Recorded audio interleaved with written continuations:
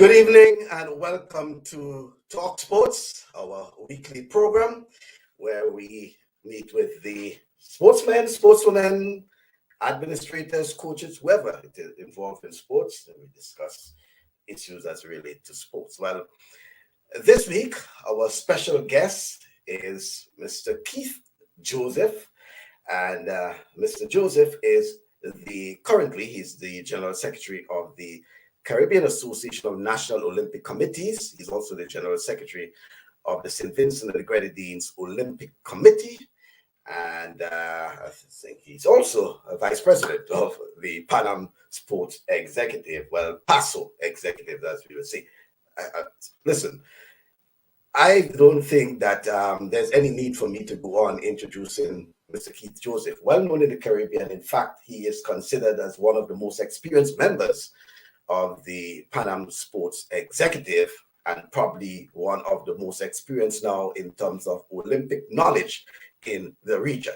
Well, it's so much that we can discuss because, as they say, when it comes to sports, everything about Mr. Keith Joseph is exposed in terms of his whole passion, his involvement in sports. Let me welcome Mr. Keith Joseph to the program this evening. It's first time on the program, and let me say good evening to you, Mr. Joseph. Good evening, Michael. Very, very happy to be here. Thank you very much for the invitation. I appreciate it. And so much to talk about within that hour so that we don't want to waste much time because Mr. Joseph is a man of many words, as I will say. And, and I know he will have quite a lot to say. But interesting enough, Mr. Joseph, is this article, and let me get him straight to the point, that you wrote, which had to do with a FIFA proposal, indeed. That you believe in that FIFA proposal, which is proposing that the FIFA World Cup will be staged every 2 years instead of the 4-year cycle. Obviously, there is the Olympic Games every 4 years, but also there's so many other continental games and championships and so many international sporting events, not forgetting the region as well. But your issue has to do with how that can impact the global sporting calendar, including that of the Caribbean. And there are other issues that we want to discuss relating to that. But first of all, Mr. Joseph, why you think that FIFA proposal is not a good idea? Well, the thing is that the proposal comes at a time when we're in the midst of a pandemic, and international sports federations are at their wits' end as to precisely how to come to terms with the pandemic. You recognize that many people were hoping that at the end of 2020 we would have cleared all of the fallout from the pandemic. That didn't happen. When they proposed to put the Olympics in 2021, many thought that would have happened. And look at the adjustment that everybody had to make, because we put the Olympics in 2021, and a number of international federations which had their world championships, for example, World Athletics, had to shift their world championships to 2022.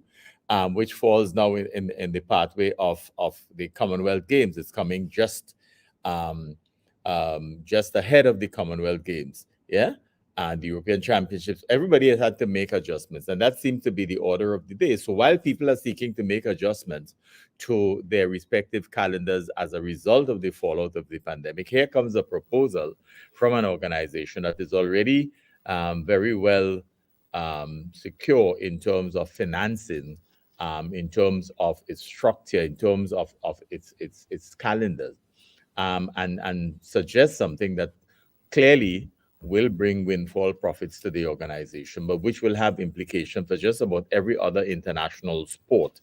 So I'm not necessarily saying that it is a bad idea per se, but I'm saying that it has to be seen in the context of the broader global analysis of what is happening in sport. There is an important role that has to be played by those major sporting organizations in terms of what exactly constitutes our international sports order at the present time? Is there an international sport order? Is there any sort of collaboration between institutions, or is it that institutions are selfishly determining their own pathways, and the others that are weaker just have to fall in line? And I think that that is what comes to the fore with the FIFA proposal. The initial challenge I had was the reaction of the International Olympic Committee, because the International Olympic Committee itself moved from Summer Olympics only to a Winter Olympics and Summer Olympics to now 4 Olympics. So we have 4 Olympics within a 4 year period, right? We have Winter and Summer Junior Olympics, Youth Olympics, and then we have Winter and Summer Seniors. So the fact of the matter is that there is an organization already, a multi-sport organization that has 4 editions. However we may weight them over a 4 year period, and the FIFA may very well be thinking, and some other international sports federations leadership may well be thinking that, well, why are they the ones making the big hue and a cry? Because they have done it, and others are looking after their own interests as well, and their sport, and why should they be the ones leading the charge, as it were, in terms of criticizing FIFA? The other factor is international federations are already at their wits' end trying to find space in the quadrennial calendar, and the more events that you have, the more difficult it is for small, poor countries to survive. Increasingly, international federations are moving towards the establishment of ranking systems. To get ranked, you have to participate in their competitions. If you don't, you're fined, but you also don't get ranking points. And if you look at the way the playing field is structured, it is also not level. So some countries, particularly those in Europe, have a very structured ranking system program that enables their athletes in the different sports to access ranking points more readily than in other parts of the world.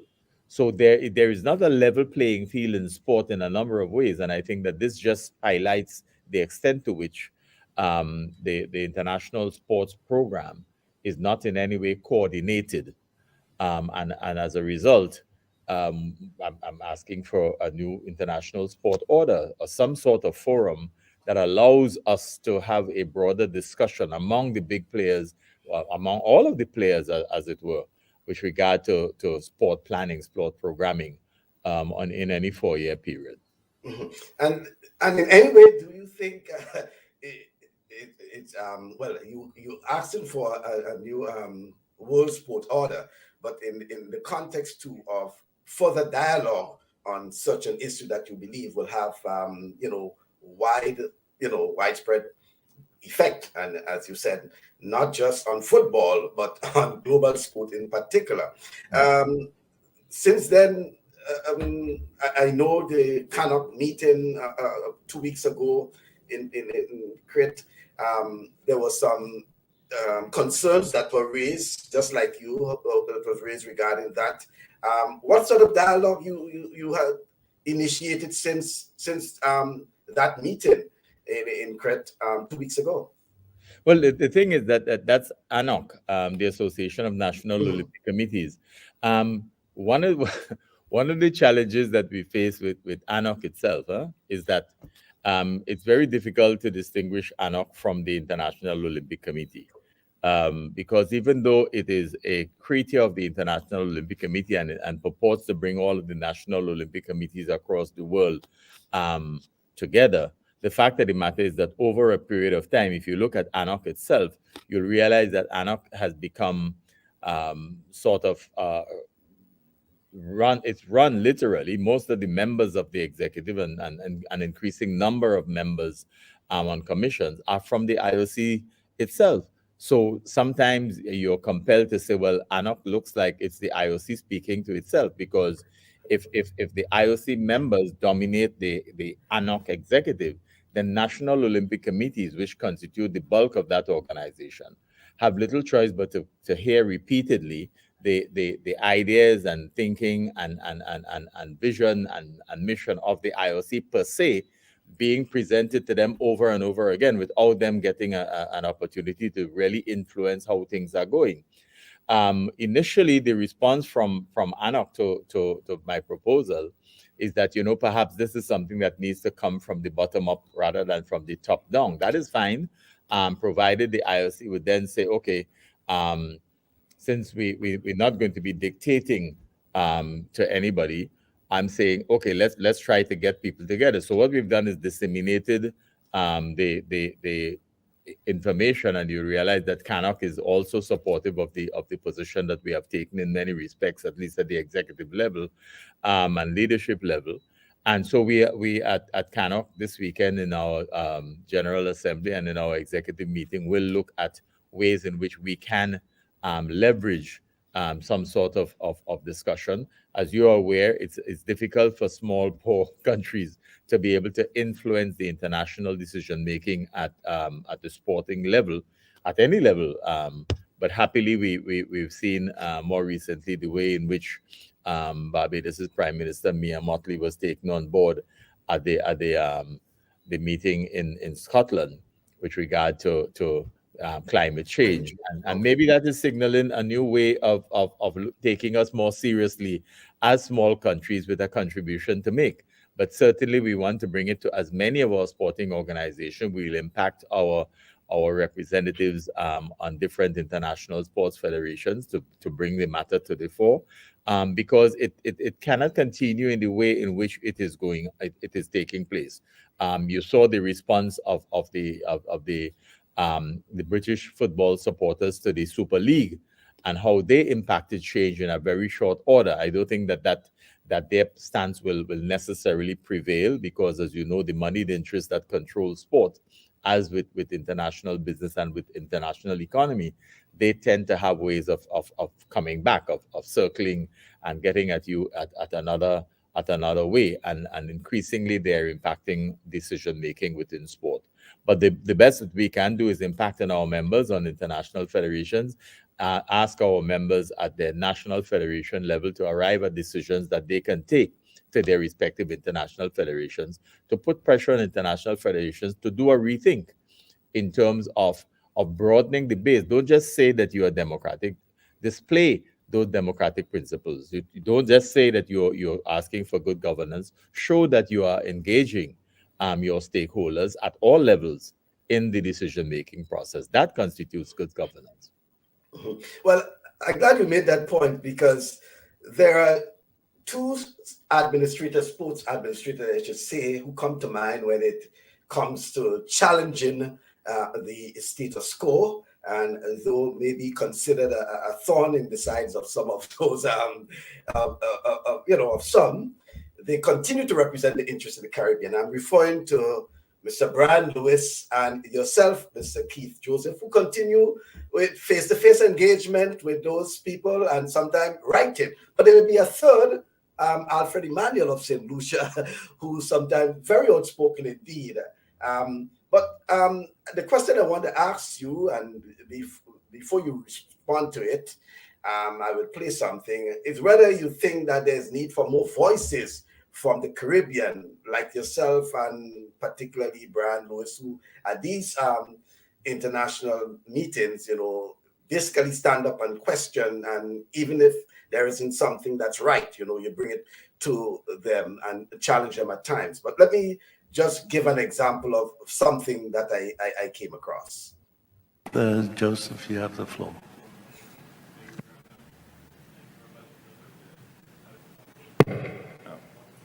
Thank you, Mr. Chairman. I was just checking on the report of the last General Assembly 2013. I think there was a decision relative to the appointment of an ethics commission and a compliance officer. Now, I know that we were under challenging circumstances, and many of the commissions may not have had much to do. I'm just checking on, because I didn't see anything in the reports on the ethics commission. So was this commission appointed? Was the compliance officer appointed? And what is the status of play with that? Thank you.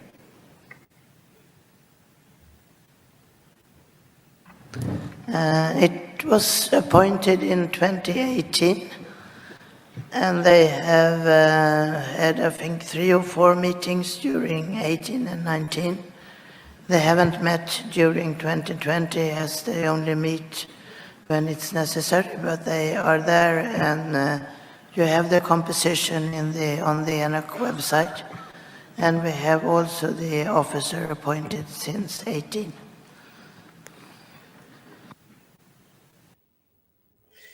Okay, so it brings back to the point you made a short while ago in terms of probably the IOC speaking to itself. But here it is that you're looking at, the minutes and something that didn't reflect and are basically bringing it to their attention, even though they said that, they were appointed in 2018, but I guess as much in terms of the composition and meetings and reporting back, et cetera, it brings that point. And therefore, my question remains whether or not you believe that there should be more voices from the Caribbean, articulating views and concerns, et cetera, at these international meetings.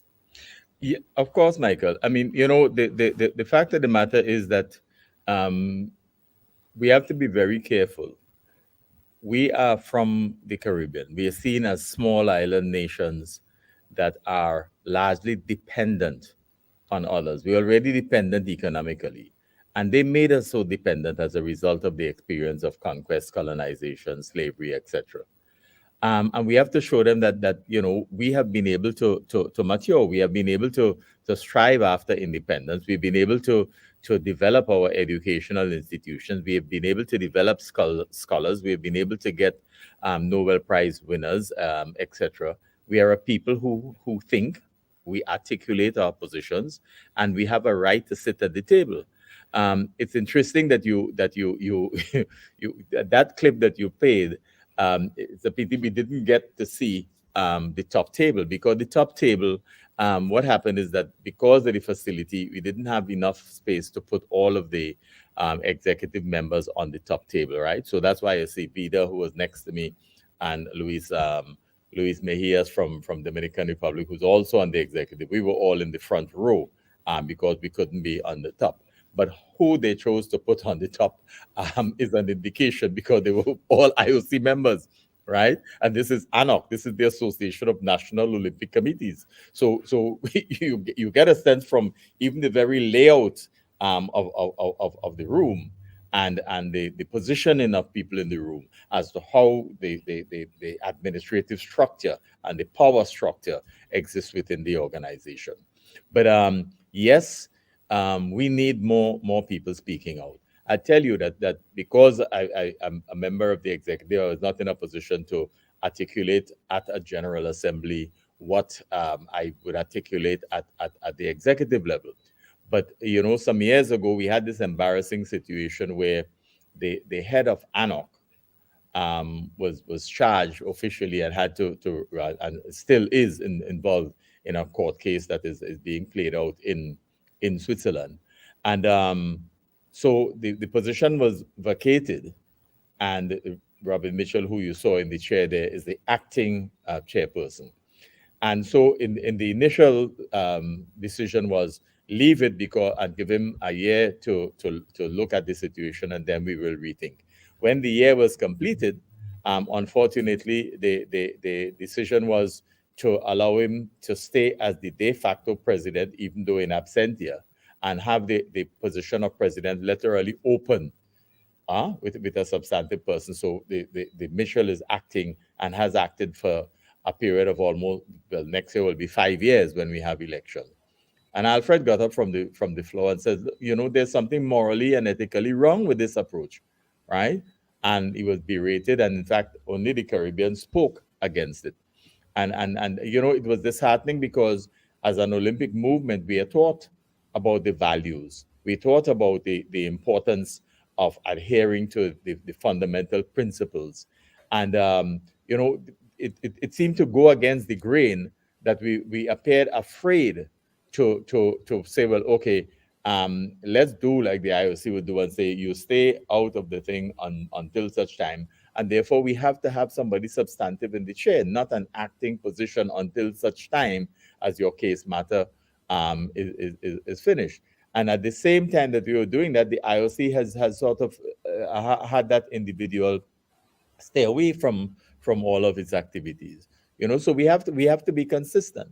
We look at the way decisions are made. We look at some of the issues that are brought to the table at the Olympic level, and at other multi-sport organizations. We were the only ones, CANOC, to get together and say to the Pan Am Sports Organization, listen, you have a situation, and also to Central Caribbean Sport, formerly CACSO, you have an organization where you have decided among yourselves, because you created the organization, that those national Olympic committees whose country hosted the games, the multi-sport games, CAC games and Pan Am games, have two votes at critical decision-making times: the election of officers and the election of venues for hosting the games.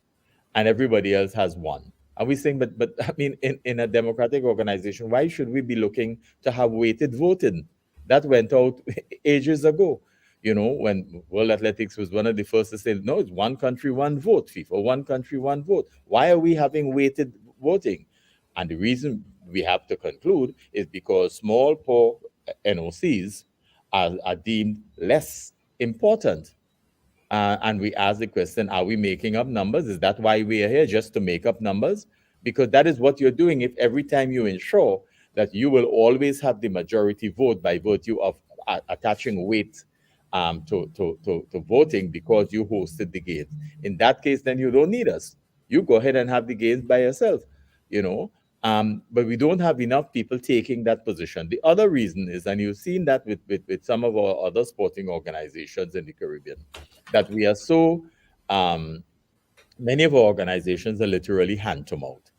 And once their international parent body plays the carrot and the stick role of offering financial support, etc., which you don't have and which you don't get in abundant enough supply from your local sponsors and or your government on occasions, you find yourself committed to saying, look, I have to put my hand in the lion's mouth, because if I don't, then I'll be left out of the sharing of the pie.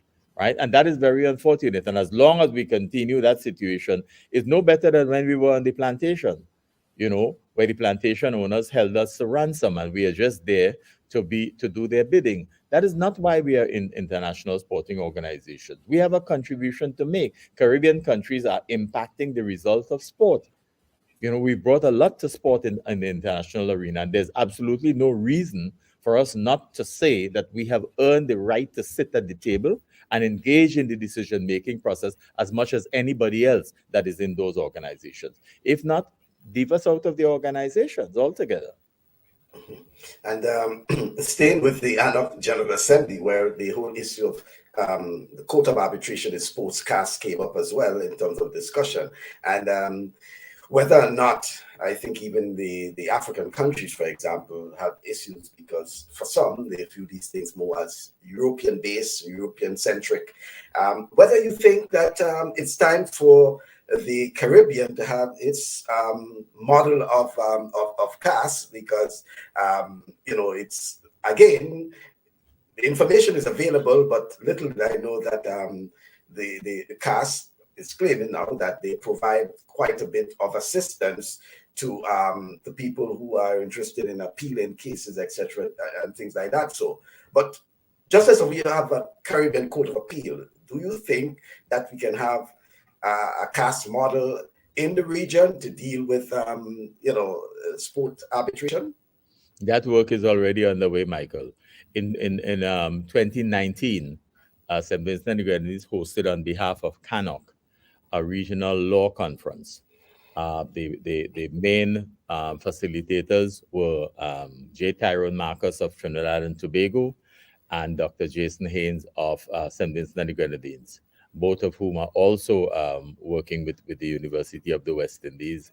And one of the outcome of that workshop was the appeal for us to have a Caribbean Court of Arbitration for Sport.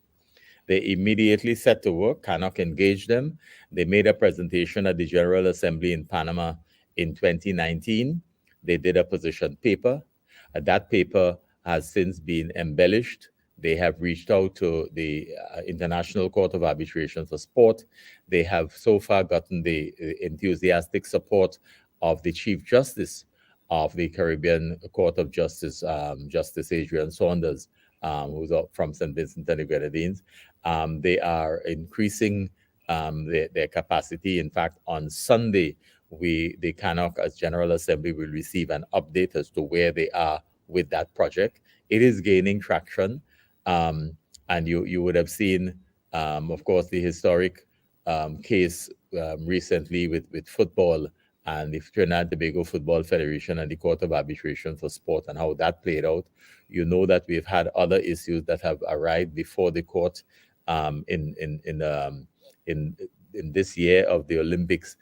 St. Kitts and Nevis was called before the Court of Arbitration for Sport because some individual in Canada of Kittitian parentage wanted to participate in a competition with an organization that does not exist in St. Kitts and Nevis, and that created a hullabaloo. But the person had the resources and took them to the Court of Arbitration for Sport. Happily, it was resolved in St. Kitts and Nevis's favor. But it is an expensive proposition.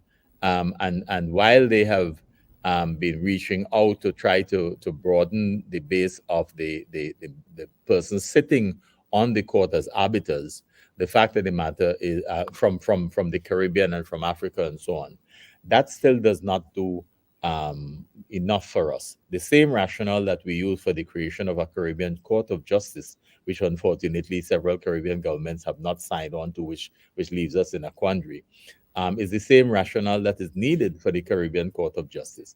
You need people who understand the culture of our society. You need people who understand Caribbean jurisprudence. And you need people who understand that as small, poor, developing nations, it is not prudent for us to be expending those scarce resources traveling to Switzerland or engaging people in Switzerland to do our cases. We believe that we have the capacity, and we ought to show that level of maturity as independent people, that we have reached a stage of maturity that allows us to conduct our business in a fair manner. If it is not fair, then the people will say that it is not fair, and they will force the changes that need to be made. But we certainly need to create ever more our own institutions.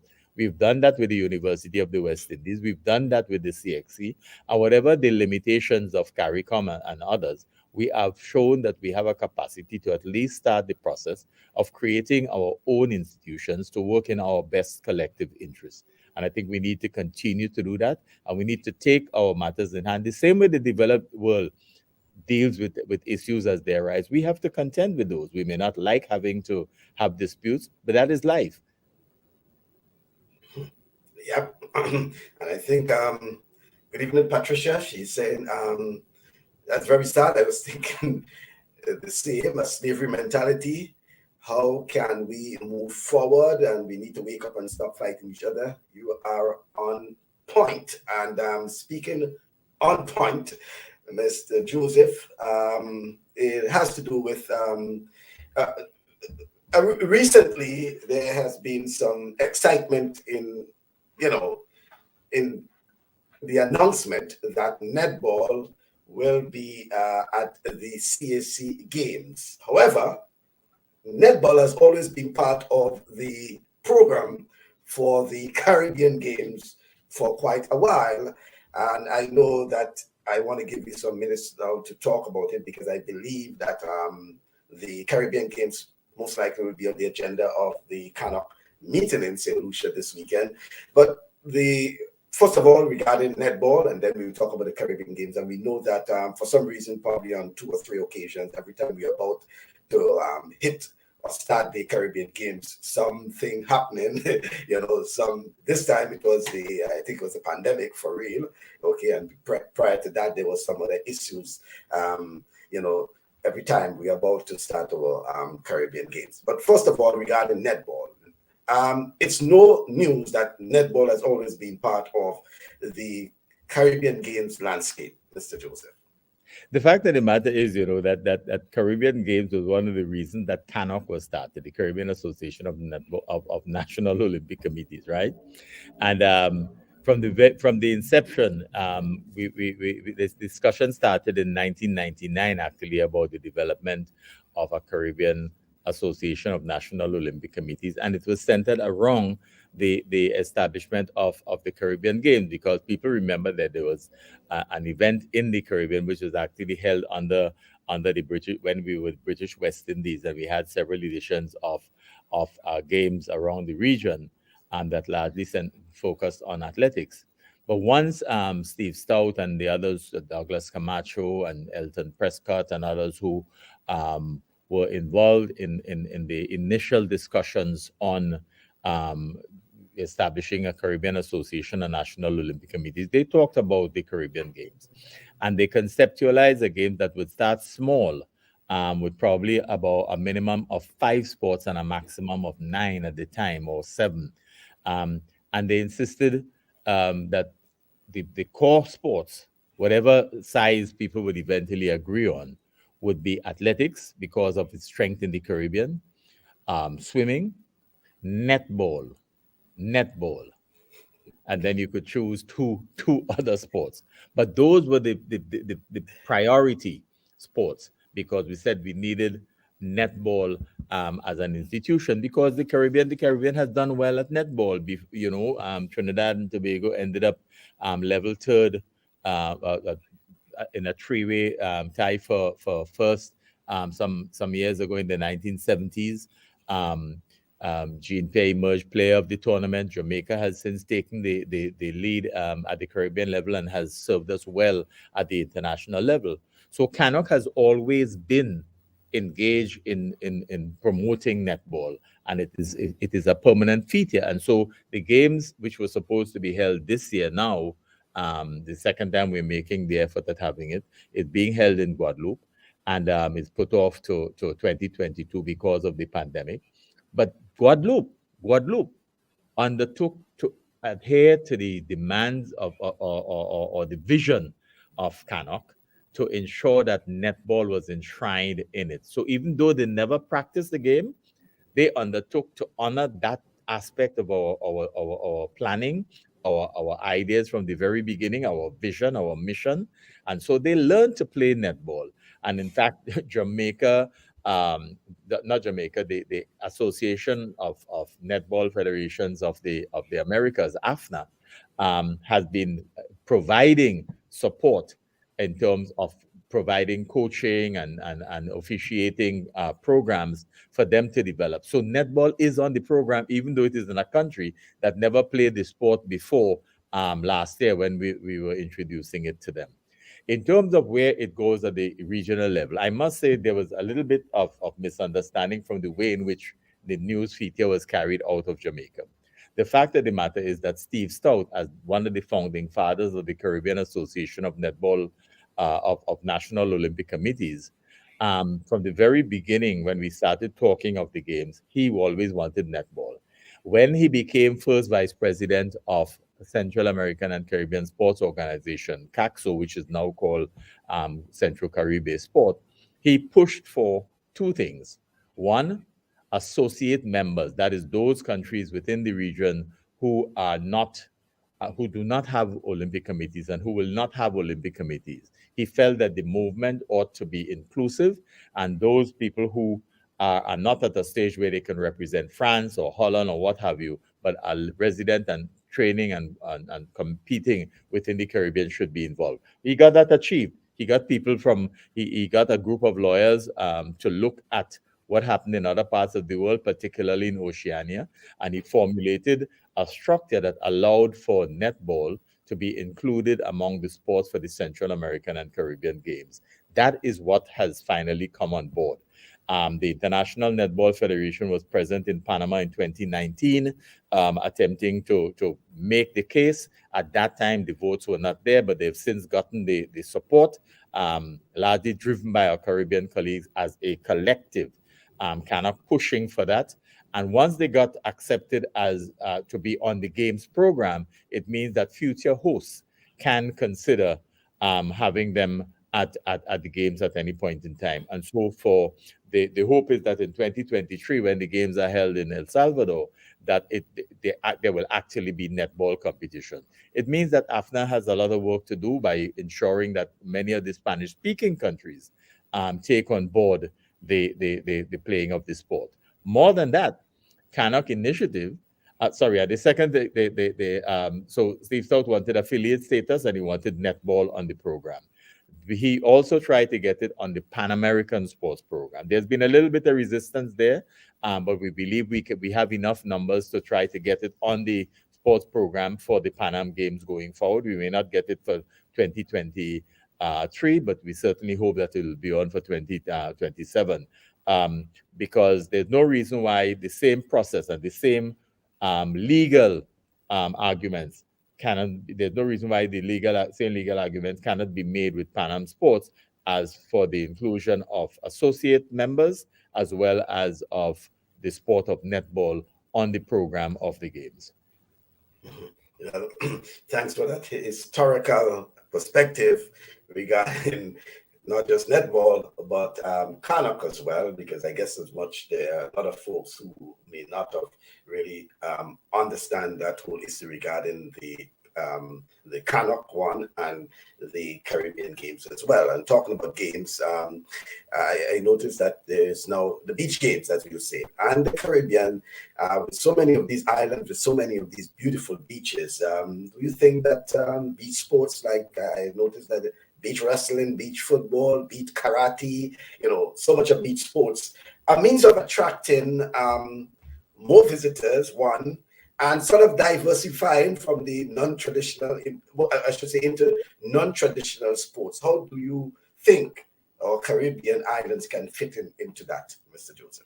One of the things, Michael, it seems to me is that our Caribbean governments don't always walk the talk. Many of us talk about sports tourism, as our governments talk about sports tourism, but many hesitate to put in place an appropriate sports tourism policy. I am not yet convinced that Caribbean governments see sport as making an important impact on the economic well-being of their respective countries. It can, it has, in other parts of the world. So what is wrong with us? In many of our Caribbean countries, who've been doing celebrity golf tournaments, and what is the objective? To raise money, right? It is the hoteliers. The hoteliers seem to have a greater sense of the value of sport to enhancing their bottom line, more so than the governments of the region. We are inundated by sporting activities that attract our youths and provide them with careers, provide them with livelihoods. And we're not making the leap to that being an important part of the fulfillment of your mandate as an administration, the development of human potential, the development of the individual, the whole person in the society, and making a significant contribution to the economic well-being of the society at large. Brand Bolt became bigger than Brand Jamaica. The only aspect of Jamaican life that was perhaps more significant and more impactful was Bob Marley, who continues to be relevant across the world, and his reggae music. And so we have to recognize that sport can do wonders for our economies if we do it together. And it's unfortunate that CARICOM did not, CARICOM, the sport desk collapsed. They never developed an appropriate comprehensive structure for sport and what sport can do for the Caribbean in terms of development, in terms of branding of the region, of attracting people of all sorts, of all varieties from all across the world to our region. We allow the sports desk to collapse. We put nothing really in its place. And I'm disappointed at the fact that prime ministers got together, heads of government got together and created a cricket committee within CARICOM. Cricket, not sport, cricket. So you've taken one item, one aspect of the broader scenario of sport without even recognizing that there's not even 100 countries playing cricket just yet. I'm not saying that cricket has not done much for lifting the Caribbean and putting it in a certain place, but it is not the only institution. And consequently, look at what athletics has done for the region. More people know how to bowl and Usain Bolt than they even know some of our leaders, right? And than they know our cricketers. The fact of the matter is that we can package sport. We have a University of the West Indies. Let's make that. We finally got a faculty of sport, but certainly CARICOM needs to do a rethink in terms of its own prioritization or lack thereof in respect of sport and what it can do for us as a region, in terms of image building, in terms of impacting the economic well-being of our countries. We've all gone towards tourism in any event, but if we don't see the value of sport. Too many of our leaders still see sport as frivolity. You talk about hosting an event and they tell you how much it would cost, and that's it. They can't afford it and what have you, and so on. There has to be a coming together in terms of how we can do better with sport. Well, that's a nice segue to the next question, because I posed that question to you some 6 years ago in Toronto at the Paso General Assembly, and it has to do with, do you still believe that high cost of travel within the region, well, we should say pre and possibly post-pandemic, will continue to hinder the development of sports in the Caribbean? Of course it is. And what one of the problems is the lack of creativity in our governance structures. People who are still around from that period will tell you that in the period of the federal farm and federal maple, ships that were given by the Canadian government to Caribbean governments, enabled the peoples of the Windward and Leeward Islands to see more of each other, to have sporting activities around the region at a low cost. At that time, nobody was bothering about the fact that where you would stay and so on, because we are accommodative people, and people were making sure that if you come to our countries for sport, certainly be coming to watch you play anyhow, so you might as well stay by some of us or what have you.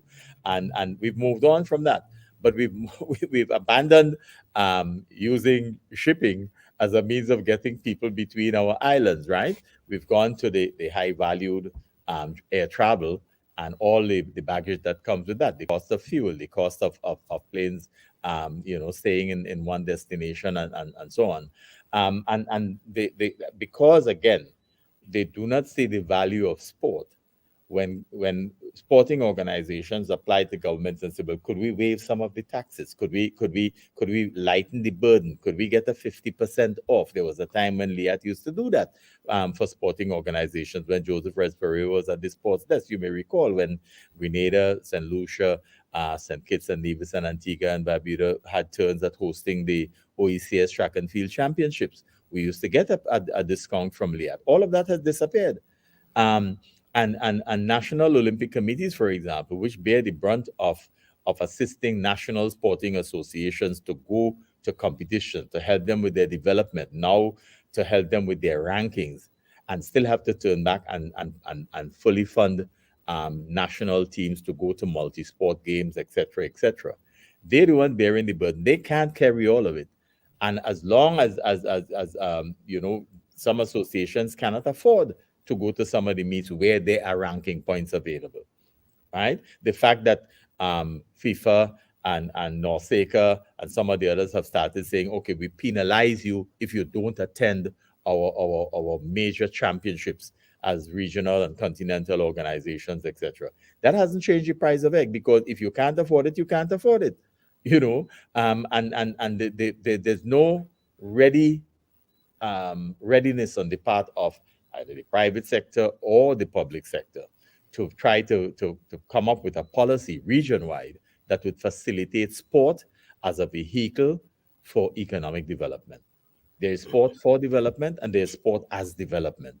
And we need to be able to marry the two and understand that sport can be an integral and ought to be an integral part of every Caribbean country's economy. Yes, and Rudian Sylvan in Toronto is saying everything is about where the money coming from and not think of a plan first. And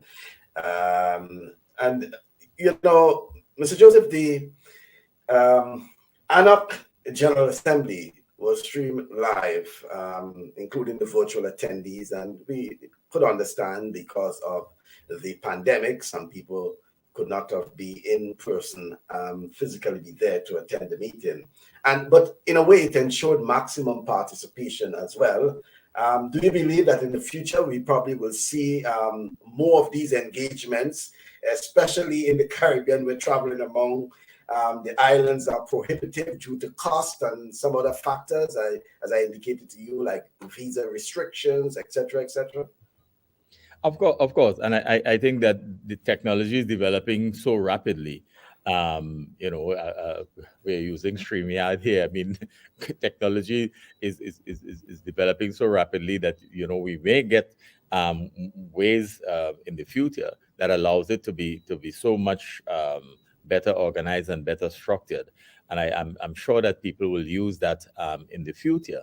The challenge is that people have gotten accustomed, in Crete, people say, "Oh, we missed you. We haven't seen each other for such a long time." What happens over time, of course, is that they develop a fraternity, yeah, and that has its limitations as well as its strengths.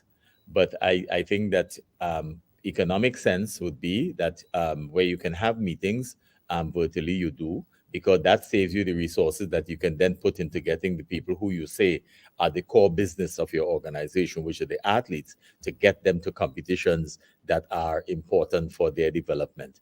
Administrators and coaches and so on are all in it for the athlete. At least that's what is said officially. Let us put our money where the mouth is and make sure that we use the electronic media to do more of what consumes so much of our resources, and make those resources available to the athletes and their coaches so that they can, in fact, better represent us, put us more established on the world map, and so bring fame, glory, and financial resources to our respective countries. Mm-hmm. So, Joseph, would you be seeking re-election to the St Vincent Grenadines Olympic Committee when I think it's sometime this month, it's supposed to be the elections? It's on the 12th. Yes, I am. Oh, the 12th. Okay.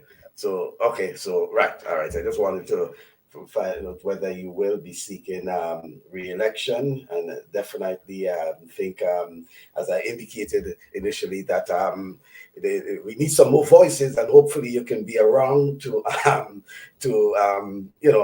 ensure that we have those sort of voices on the international stage. And again, I'm saying whether it's yourself, Brian Lewis, and Alfred Emmanuel, but we need some more sports administrators to come forward and to be assertive, especially, and bring issues to the table. And I think it was Alfred Emmanuel, who's the person, as you indicated, who brought up the issue of of Mr. I'm trying to remember the ANOC, the ANOC president, who is the Sheikh from Kuwait.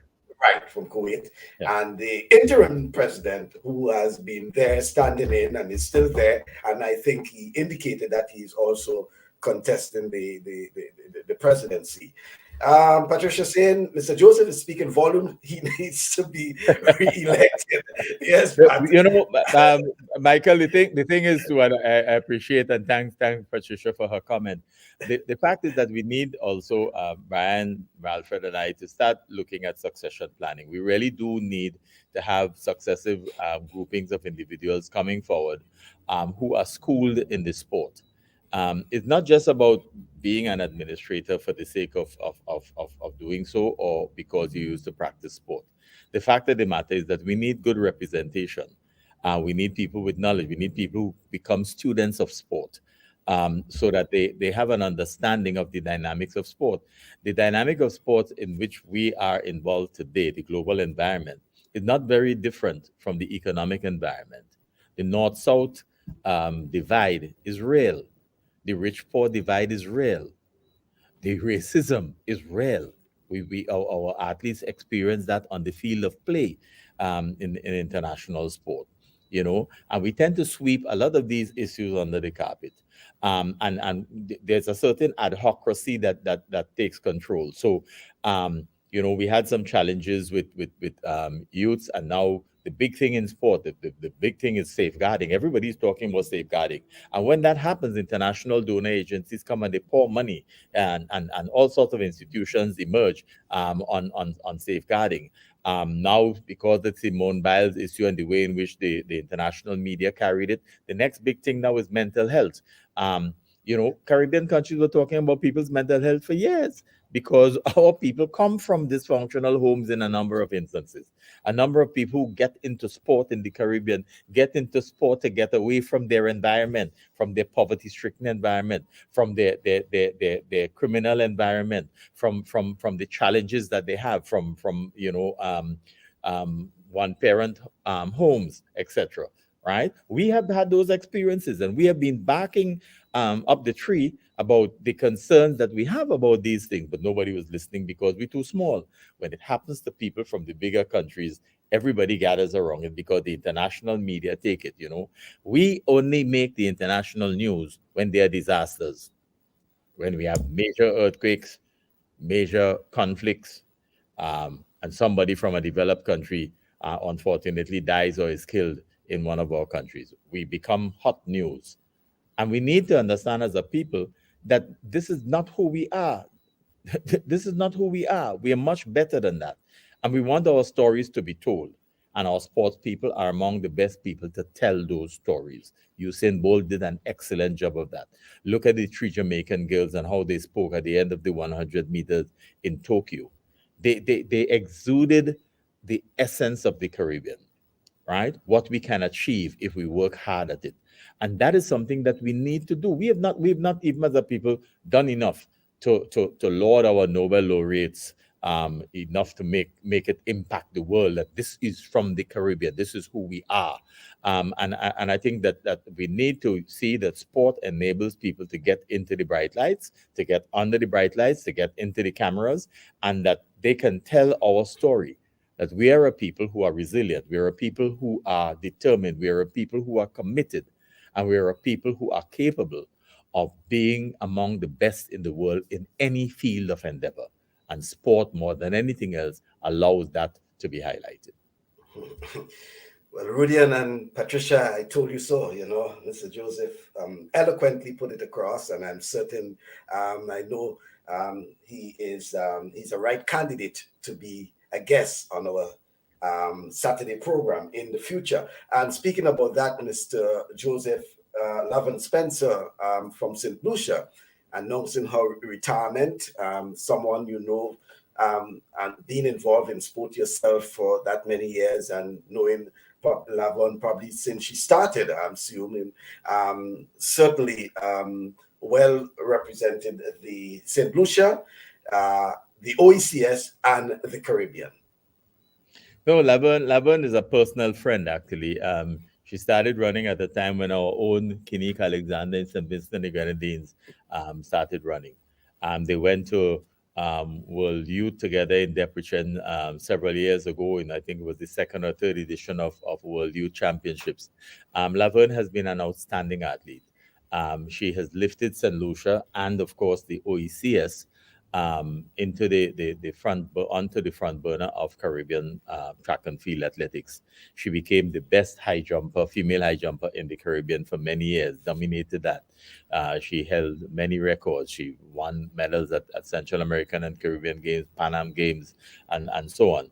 So, when we see athletes come to the end of the career, we want to thank them wholeheartedly for their contribution, for what they have done, not just for the sport, but for the countries that they have represented, and for successive generations of children to be able to look at her own performance record and to feel that they can emulate that and perhaps even strive for higher. It's a tribute to the organizations in St. Lucia that have supported her, both financially as well as sporting-wise, in terms of availing her of the opportunities to become what she has become as an international ambassador for the country, for the OECS and for the Caribbean. I don't want to say that she'll be sorely missed, because I don't think she's going anywhere. I think we need to have Laverne and others like her look back at their respective countries, look back at this region, and reach a hand out to sort of help those who are behind to achieve what they have achieved and go one or two steps better. Because I think that we tend to say, okay, thank you and bid them goodbye. I think we should say thank you and welcome to another phase in the ways in which you can use sport to facilitate the development of our respective countries in the Caribbean. Mhm. And the point you made earlier regarding the succession and having successors basically involved in sports especially at the administrative level, um, especially the young folks being involved. Many times we believe that it should be a situation where we should just hand over to the young people, but there is the argument, and a strong argument, that there should be some sort of mentoring, because as you say, it's not that easy out there, and we can see it at those international meetings in particular, how sometimes especially the Europeans and others dominate. So we really need people with who can handle the ropes, as we would say. And it's probably the best time that we can see young folks being groomed at the local level, local meaning at your various jurisdictions, whether it's St. Lucia, St. Vincent, Grenada, Jamaica, and being prepared, for a seat, as we will say, a seat at the table. Hopefully, a seat at the table. But speaking about that, Mr. Joseph, do you think we have enough young people who are willing to take up these challenges, or it's something that you yourself have been having over the years, getting young people involved, especially at the administrative level in sports? The founder of our National Olympic Committee in St Vincent and Grenadines, Dr. Lennox Adams, delivering a speech some time ago at one of our award ceremonies, noted that he has confidence in young people. He doesn't think it's a lost generation, and I agree with him. It is for us, the older ones, to reach out and hold hands, and provide encouragement for them to be brought along. I think that the fact that we now have physical education and sport at the Cape level, I think that is an important initiative. And we encourage national sports associations and national Olympic committees to engage themselves with those institutions in their respective countries so that they can become miniature academies. The move by the University of the West Indies to establish a sports faculty is an excellent one, because it becomes the repository not of giving athletes scholarships, but of providing sport programming, training in administration, technical officiating, and coaching. We've just had discussions at the level of NACAC with the University of the West Indies Open Campus to basically to have the World Athletics Level 1 being part of the program for those who are doing the degree program in the faculty. And in the discussions, we said to them, it's easy for us to do that, but what about officiating? And certainly most of the courses about administration. Barbados Community College has also expressed an interest in doing the same. And we're saying to University of Trinidad and Tobago, university campuses across the region, tertiary level institutions, your community colleges, that they ought to put sport as a fixture and to open the breadth of sport careers. So people can become specialists in sports medicine. They can become specialists in sports tourism, so that they can begin the process of providing the governments with the human resources necessary to say, listen, we can do this and make it go forward. So the whole gamut of sport careers that are available to Europeans will soon enough be available to peoples of the Caribbean within the Caribbean. So we need to start physical education at the primary school level and to let our students know that this is not just something to make up numbers when you're going for exams, but they are real subjects as much as maths and chemistry and physics that can allow you to have a career, a pathway that makes a significant contribution to our respective societies and to our Caribbean as a whole. Okay. I want to thank you. Yes. I want to thank you very much, Mr. Joseph. Bang on time. And thank you also to Mr. Bobby Benjamin. Good evening to you. Bobby Benjamin, and certainly one name that you will Bobby be familiar Benjamin, with. the true brute, my friend. Yeah, yeah. So Bob Benjamin in Trinidad, Rudian Silvan in Toronto, David Seals, Randy Campbell, Alana John, Mara Vincent, a host of others. Yeah, certainly. And it's probably an invitation that we'll have Mr. Joseph sometime in the future once again. To discuss some other issues as it relates to that. Oh, Laura Thatcher in swimming. Thank you very much for your comment. Yes, and Rudian, yes. One of them would be like to be for a better tomorrow sports in the Caribbean, certainly. Yes, so I want to thank you, Mr. Joseph, for being part of our program this evening. Lots of information. I like the issue regarding the issue with CARICOM. It's something I will discuss further and certainly will share among my colleagues because I thought it's some very important points you made there. And in addition to your last comment regarding getting some young folks into the fore. I'm seeing it in the politics, the political arena now, especially in Grenada, for example. And certainly, I think your words are in favor of many. Thank you, Mr. Joseph. You are very well versed with solutions. Come again. He will come again. Thank you, Pat. Thank you. Thank you so very much. An excellent, timely, relevant presentation from Ray Samuels. Good evening to you as well. Thank you very much, Mr. Joseph, and want to wish you well also with the CANOC meeting taking place in St. Lucia this weekend, and also next weekend with the St. Vincent and the Grenadines Olympic Committee general election. Thank you very much, Mr. Joseph. Thank you very much, Michael. Happy to be here. Right. So, folks, Mr. Keith Joseph, actually, he was speaking to us live in St. Lucia, but you know, Mr. Joseph is a Caribbean man. And I say a Caribbean man because Grenada claims Mr. Joseph. Trinidad and Tobago has the bigger claim on Mr. Joseph, but he's also in St. Vincent. And I know there may be other Caribbean countries that also claiming Mr. Joseph. Even though he's based in St. Vincent, don't be fooled. You know, Mr. Joseph is well known throughout the Caribbean, but most so I will say between Grenada and Trinidad and Tobago, I should say, and there are reasons for that.